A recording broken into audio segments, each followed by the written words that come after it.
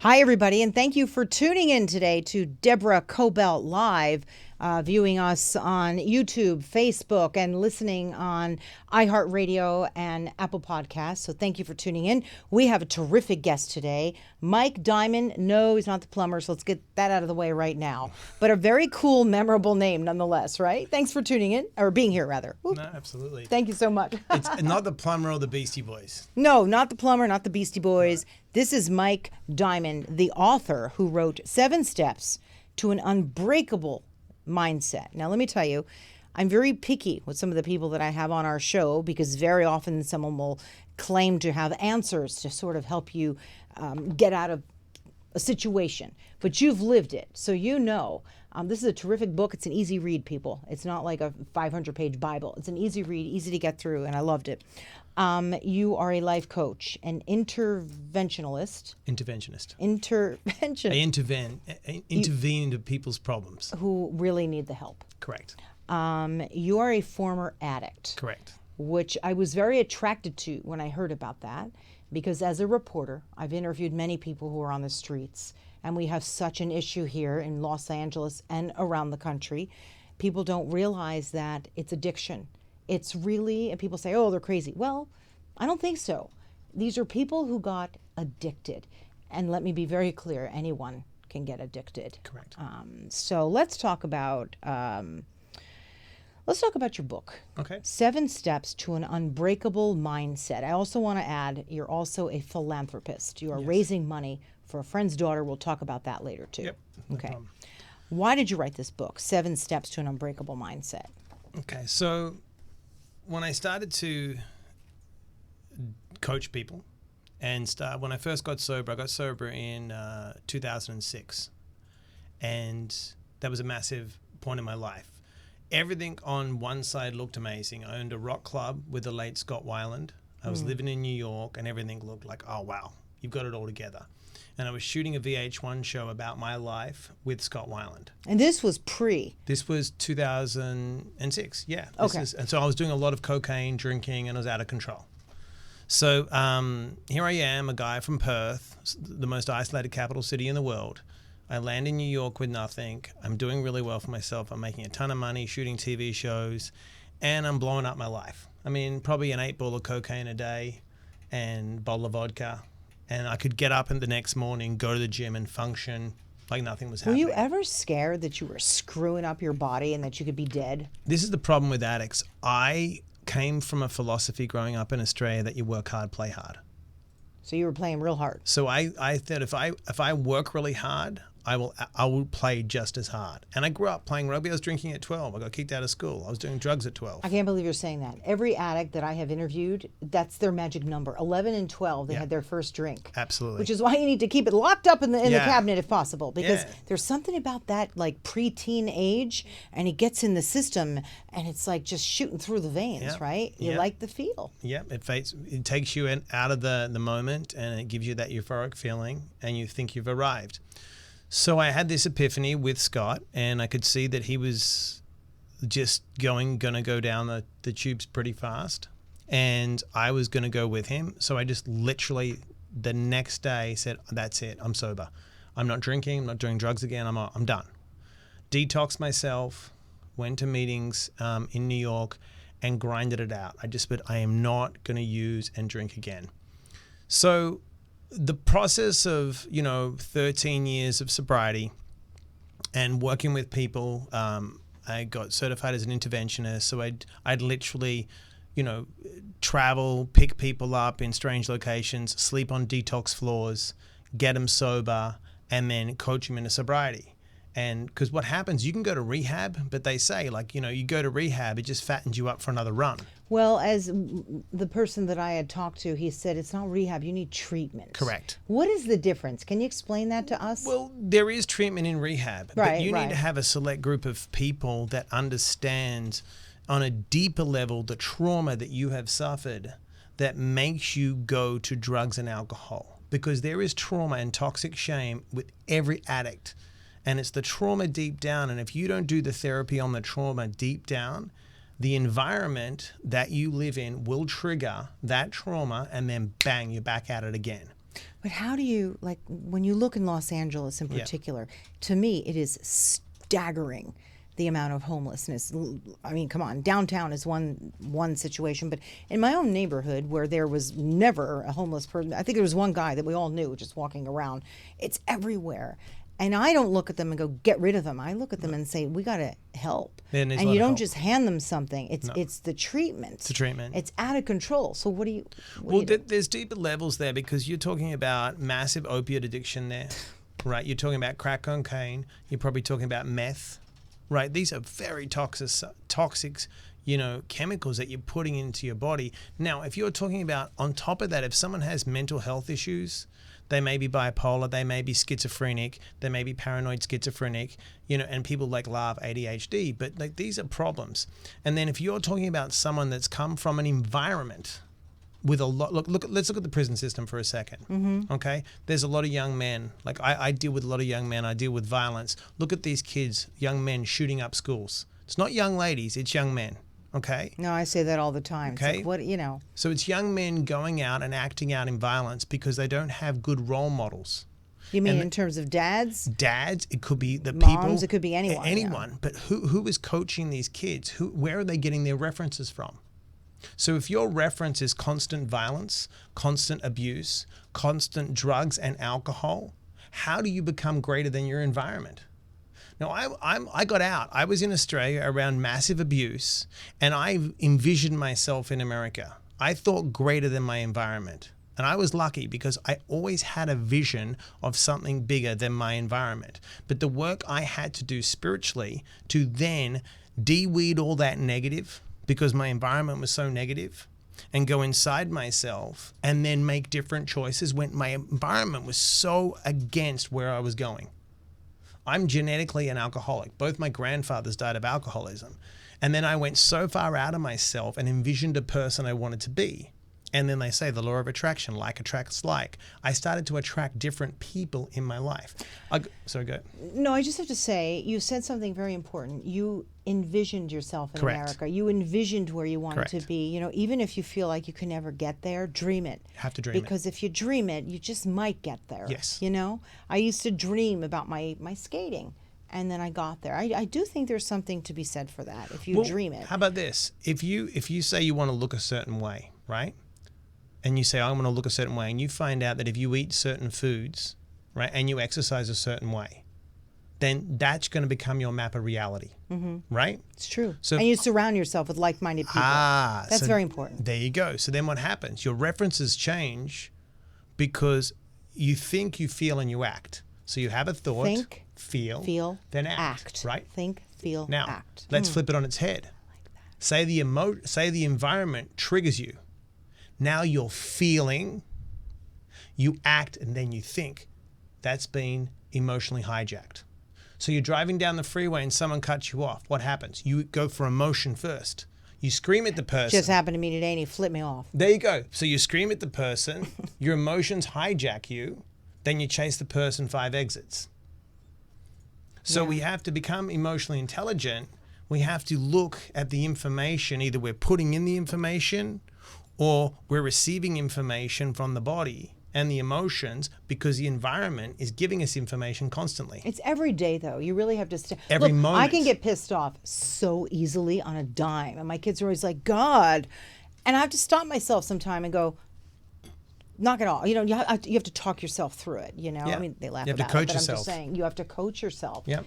Because otherwise your emotions take over and then you're that guy speeding down the freeway running after somebody. You're so right. That takes a lot of discipline and a lot of work. A lot. And it's every second. It's every second. You were going to say every day. I was going to say no. No, it's every second. Every second. Every second. Yeah? So the book basically is 7 basic steps. The first step is learning to manage our fears. So when people talk about fear, I break it down simply. You look at the word fear. False evidence appears real. When false evidence appears real, we forget everything and run. I like that a lot. Right? Mm-hmm. So the word fear, false evidence appears real. When we feel fear, we forget everything and run. Instead, we have to face our fears to rise above them. I always fear stuff that hasn't happened yet. I'm a mom, so those are the kinds of things. It's like when they were really little, it's like, oh my God, they're going to run over crossing the street. And I'm thinking, it didn't even happen yet. It's catastrophic thinking. Really? Yeah. Well, that's catastrophic thinking. So you're Yeah. already predetermining something that's not real, right? So how do you stop that? So here's I go. still do it sometimes. So here's this. do If that? you feel disturbed in any way, or you feel, so if you have a disturbance, or you're thinking yourself or ruminating yourself in a worst case situation, right, all night, simple method, it'll change your life. It's called the stop method. So the first thing is to just stop. Wherever you are, whatever you're doing, you stop, It is true. right? The second thing, number T, is to take a breath. So We you're talked about that, breath work. You're going to breathe diaphragmatically, because what's happening, right, is while you're in your sympathetic nervous system, that is called fight, flight, and freeze, you're in your primitive part of your brain, which is reacting. Blood is in your hands, fight, your legs, to flee. You have to breathe diaphragmatically to get into your parasympathetic nervous system, which is rest and digest. You watch a boxing match, two athletes in combat. If they make it to the cornerman says, breathe, right? Mm-hmm. When you start breathing diaphragmatically, you get out of your primitive part of the brain and you go into your prefrontal cortex, where you make your executive functions. So you're going to stop, you're going to breathe, take a breath. Then you're going to observe. You're either afraid you're not going to get what you want, you're going to lose what you have, you're obsessed about the future, or you have guilt and shame for something you've done in the past. Has to be one of the four. Okay? How did you figure all this out? Just You're studying incredible. myself. Yeah. You know what I'm saying? Now what do? You've already created a gap between how I'm thinking and feeling before I react. So what do? You proceed. So you get in the habit of managing the disturbance and the emotions in the moment. Then you don't write that email, you don't make that phone call, you don't chase someone down the street, and you don't react. So true emotional intelligence, which becomes social intelligence, which we lack right now, you we have so to have, do. right? You have to have self-awareness. You have to regulate your emotions, the information you're receiving from the environment and your mind, right? You have to then become in charge of those emotions and show compassion and empathy for someone else. That's true emotional intelligence, right? Then you become socially intelligent. So you don't look at the other person like they've done something. You look at the person like they may be having a bad day. Oh, without a doubt. That I do. Right? You So know, say this. Say, I don't know where you come from. You don't know where I come from. Okay? So I'm not going to assume anything. But what people do is get caught in the crosshairs. So if someone says something to me or acts a certain way and they're in Starbucks, I don't say anything, because you know what? I don't know where they're coming from. How about I'm the trigger to blow that guy up? Right. So what do you know what I do mean? when you I just walk off. you just walk off? Boy, do we need that now. You're right. We're in just such a state. Because everyone's reacting. But check this out. I'm an addict, right? I can take care of myself. The dark side of my addiction is to go to jail and get in a fight with that guy. So I don't engage. Wow. Right? So the first step is managing fear. The second step is called solutions to situations, and it's taking a positive psychology approach to life, which means everyone talks about I have trauma and it's post-traumatic growth. Instead, we need stress to grow. Post-traumatic stress. It's post-traumatic growth. So the stress is good. The adversity teaches us lessons. Unless you have too much stress. No, never. Look at Viktor Frankl. Viktor Frankl was in a concentration camp and created positive psychology in a concentration camp. You're right. So we're not in a Nelson concentration Mandela, camp. Nelson Mandela, 27 years, right? 27 This I find years. almost impossible to believe. Okay. And he walked out and continued. Now think about this. Imagine what he could have done if he was ruminating negatively in those 27 years. He wasn't. He found truth in those 27 years and then had so much purpose and passion.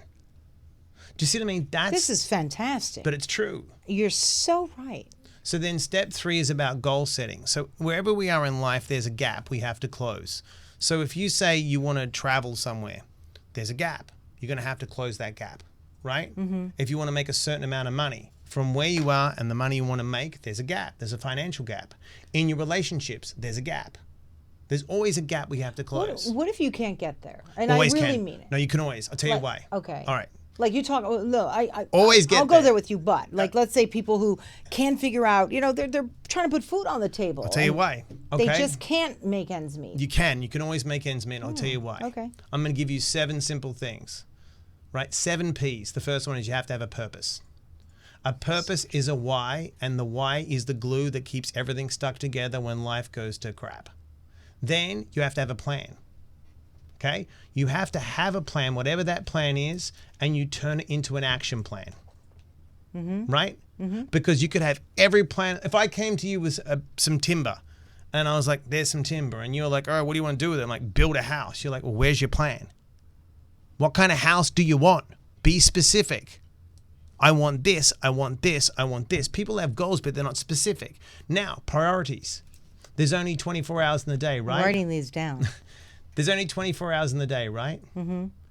Where are you spending your 24 hours? So think about this. Someone said to me the other day, why do you get up at 4 in the morning? I'm like, okay. Number 80, take your age.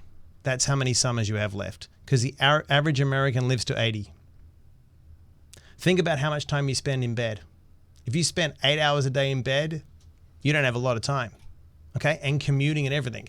So if I get up at 4 in the morning, check this out. If I want to do business in New York, they're up at 7. Now, if I want to do business in Australia, I can still do business in Australia because they're coming home. No wonder why you're on top.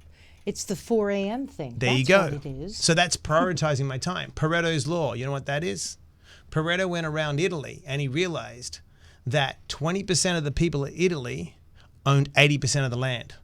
So 20% executed correctly will give you 80% of what you need. Okay? Now, so you've got your purpose, you've got your plan, my priorities, and now what you else? have to have the right people. There's 2 types of people in the world.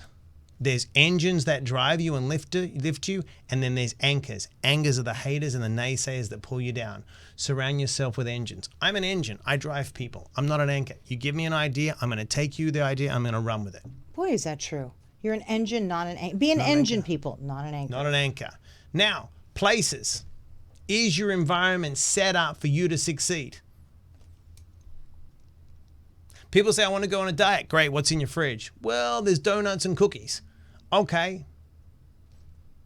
You know what I mean? You have to set up your environment to be successful. The last 2 are the most important. Persevere and patience. Patience. Okay, perseverance. Do you know the story of the bamboo tree? Tell us. Okay, so you plant a bamboo tree seed.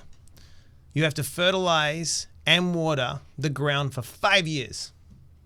So you're out there for it to grow how tall? Well, hold on. For 5 years before it sprouts. Wow. So you fertilize and water your dreams for 5 years, right? Everyone's laughing at you. Other people are digging up their dreams and throwing away, abandoning their dreams. And what happens? Then it sprouts. Did you know when it sprouts after 5 years, it grows 90 feet in 6 weeks? Wow. But you have to do the 5-year work. And be patient. And the last one is patience. So if you take those 7 P's and you look at, do I have a purpose? What is my why? And your purpose can't be self-serving. You have to go outside yourself with purpose. You have to serve others. I like that. You have to serve others. You have to. Because I think so much of this happens when you do try to serve others. And something small even, because then you can get your purpose and find a plan. Correct. And I believe that. I do. Wow, that's incredible. Wait, was all that in That's like, goal setting. Right. If you do that with any goal, now here's another goal. Financial goals, relationship goals, spiritual goals, right? Health goals. So if I break someone down and break down their life and go, where are you? Where are you? How about this? So when I'm coming here today, I put your address in a GPS, correct? And I trust the GPS is going to get me here. You trust your GPS? I have to. Okay, so let me ask you this. The universe is created by something. There is a higher power. That higher power is connected to our intuition. Okay? Now, man created this. But there is something spiritual that created us. But we don't listen to that voice. We don't listen to that voice enough at all. Okay. People talk about evolution, and I feel like we're going back instead of, you know what I mean? Right. Back in the day when there wasn't so much around everyone, we trusted our intuition so much more. We don't now. We get distracted. We're very distracted right. in this environment. So if you trust your intuition and you get specific about what you want, because that's the truth of law of attraction. Okay. Get specific about what you want. You have to be specific because you know what? I put it in a specific address, don't I? Mm-hmm. I didn't say take me somewhere in Burbank because guess what? It takes me somewhere in Burbank. You would have ended up here anyway. So if you don't have a plan, what happens? Someone else creates a plan for you. Right, you get lost and you're just wandering. And then you get miserable at the world, right? Yeah, and but you're not pissed off, specific. and then you're running that guy down on the freeway. Right. So then the next one is talking about the inner critic, because we all have negative voices, and how to conquer that inner critic. And I use a little neuro-linguistic programming, which is de-weeding the negative, because in life, to flourish, you have to de-weed the negative. That's very hard, even if you don't come from a background where people were putting you down a lot.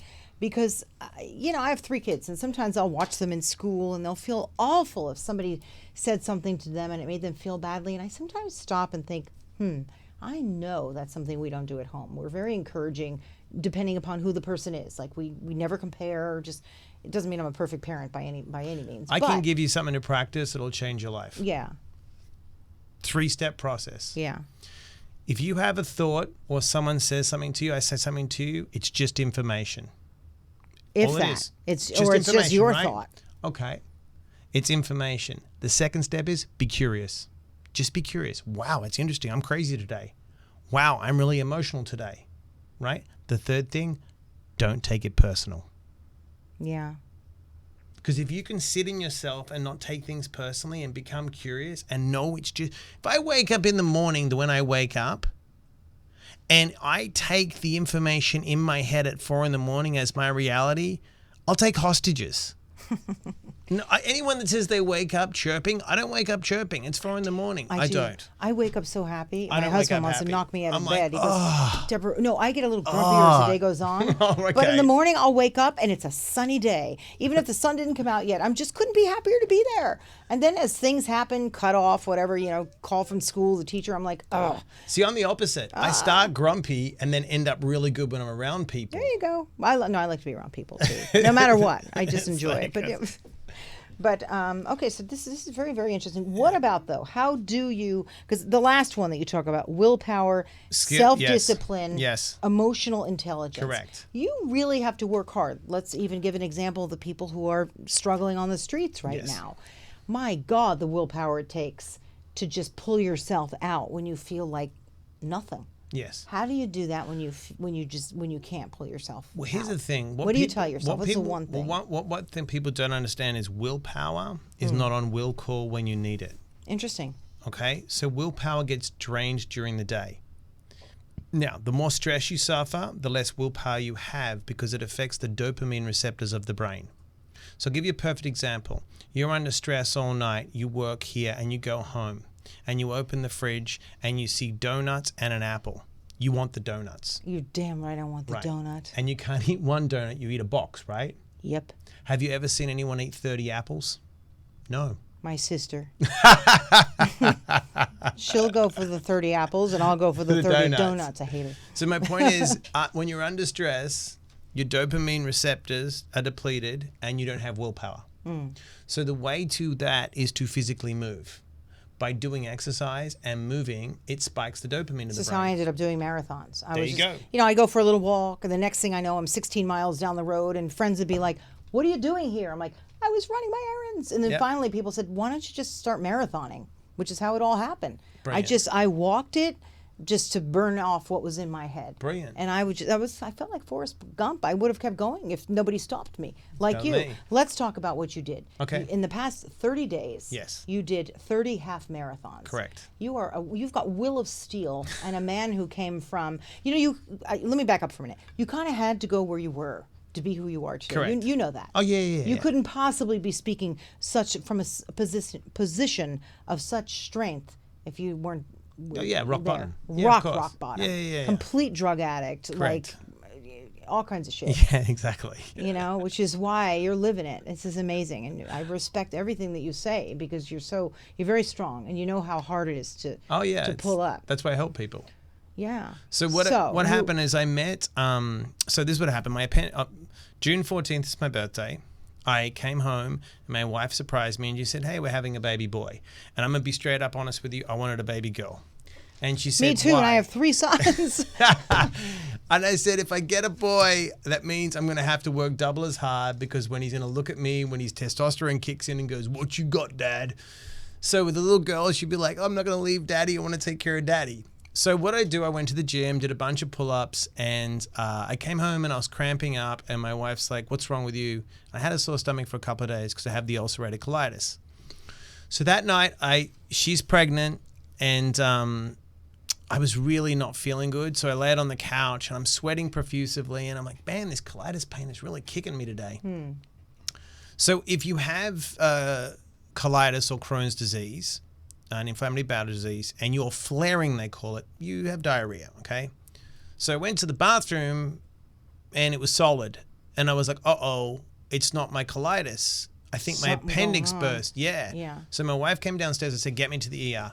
She raced me to the ER. I was in so much pain. I said, give me a CT scan. They gave me a CT scan. I was in septic shock. So my appendix had burst 2 days before, but I thought it was my colitis. That's incredible, because you don't usually get 2 days. Oh, no, my 2 appendix days. burst on me. I remember. Ugh, it was the worst.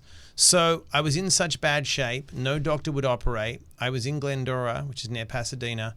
A guy drove from Barstow to Glendora, cut me open. I told him he couldn't touch my colon. He left it. I had chronic infections. I went from 190 pounds of muscle to like 145, 8 days in the hospital. They removed 7 inches from my intestines. When I came out, I had a tube here just draining pus. And he gave me 6 weeks. He said, in 6 weeks, if you don't heal yourself naturally, you'll be done. Your infections will kill you. So I had to heal myself naturally with diet and meditation. And what happened was my son came 7 weeks premature. I was like, oh my God, everything's hitting me. And always that way. I discovered this woman called Ann Treason, and I watched a documentary of her running 100 miles. And I've never run a half marathon or nothing at this time. And I'm like, how do they do that? I've got to do that. So I literally entered a half marathon with my son. It was May 6th last year. And I said to my wife, I'm pushing. Yeah, you're pushing him. You didn't make him run. I pushed him. You pushed him in the carriage. Pushed him. And she's like, you're out of your mind. You don't run half marathons. I've got to do this with my son. I have to see. So I ran it and had the best time with him. Man, it's such a high when It's you come so down great. from that. It's like you have to go right out tomorrow and do the next one. It was incredible. Right. So then what happened is something triggered in my brain, and the book was coming out, and I was writing the book, and I was like, I think I'm going to find a cause. I'm going to go run for someone. And our friends had the little girl, Layla, who no one was paying attention to her cause, and she was struggling. I was just going to close the door. Yeah. So I was paying attention to her cause, and I was like, you know what? I'll go and run some half marathons. And what happened was I was doing it and no one cared. So I called a friend of mine, very good friend of mine, Morgan Spurlock, who did Supersize Me and that. I said, what do I do? How do I build a campaign? He said, can you break a world record? And I said, I don't know. So I looked up most half marathons in a month with Guinness was 18. So I sent in a petition to Guinness. And they said they'll never contact you. 2 days later, Guinness, I wrote a big letter to them. They wrote me back. They said, it's yours. You got to go break it. Wow. So I had to sanction the runs. And what I thought is, so basically they give you it's the most half marathons in 1 month, 30 days. And you can only run one half marathon in a 24-hour period. So I said, hold on, if I run 19, someone can do 20. So I wrote a letter to Guinness. I said, I'm doing 30. I'll do the whole month. That's incredible. Yeah. I'm surprised that you didn't blow yourself to pieces. 4 weeks into training, I got the hernia.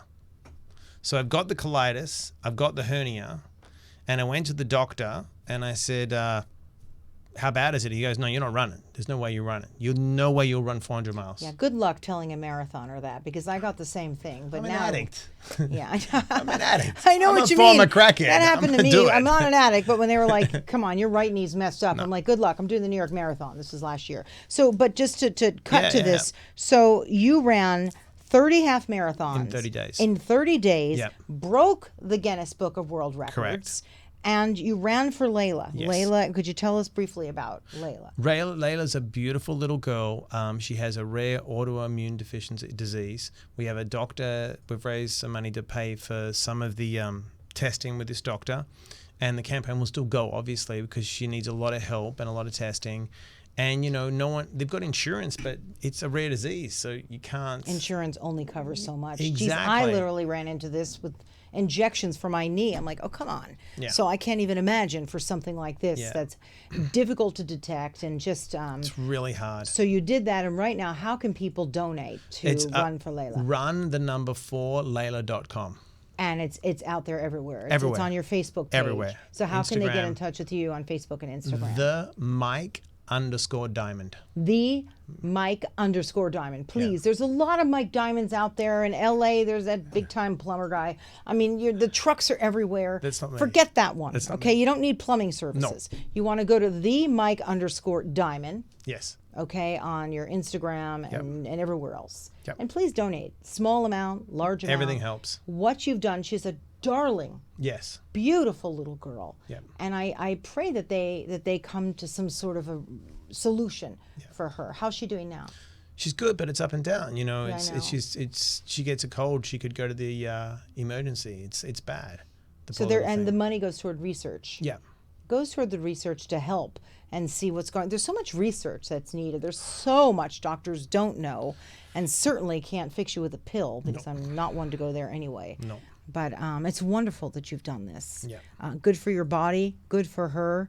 Before I let you go, because we only have a few minutes, what's next for you? You've got the book. Please pick this up. I'll probably get the surgery, and then after the surgery, I'll be working with my amazing publicist, Jen, and she's the best. She's really good, and she's we'll a badass, I gotta say. With a strategy of all right. I'm going to tell you right now. I'm doubling it. I'm going to do 30 marathons in 30 days. Well, stop. 30 marathons in 30 days? I've got to double it. Am I allowed to be jealous? I mean, I'm going to do it. How can you do that and not get knee problems like I've got? Not getting knee problems. No, you're not going to get anything. Not with that head. No. But you got to, all right, I'll give you a perfect example. This is what addiction is, okay? So I get it. I'm a true addict, right? A true addict goes from 1/2 marathon to breaking Guinness World Record the year after. So the energy that I have as an addict is not going to go anywhere. It's how I channel it that makes the difference. I happen to believe that. I know. You're absolutely right about that. But 30 marathons in 30 days? Yeah. Okay. Is that a Guinness? No. There's other guys. I'm just stepping into this. And I'll just keep doubling it until I start doing 100-milers. This is just a stepping stone of where I'm going to take this. Wow. You're an impressive guy. But you're right. You're addicted to one thing, and said you're just keep doubling down. To some good stuff. Yeah, just doubling down. Thank you so much. Thank you for having me. Best to your wife and your son. Yeah.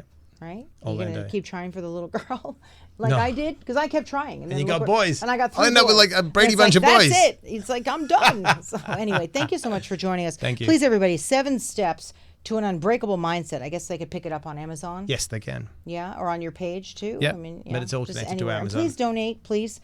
Layla's just a lovely little girl, and when I read about her, I was really, I was so moved in what you were doing. So thank you, and thanks for joining us here today. Thank you. And for waiting. I know we had kind of a busy day today. So it's okay. Anyway, thanks so much, Mike Diamond, and thank you for tuning in to Deborah Kobylt Live, Facebook, YouTube. We put all of our promos from our shows on Instagram, and then of course Apple Podcasts, iHeartRadio, and honestly anywhere else you get your podcasts, Spreaker or wherever. Just look us up, you'll find us. Deborah Kobylt Live. See you next time. Bye.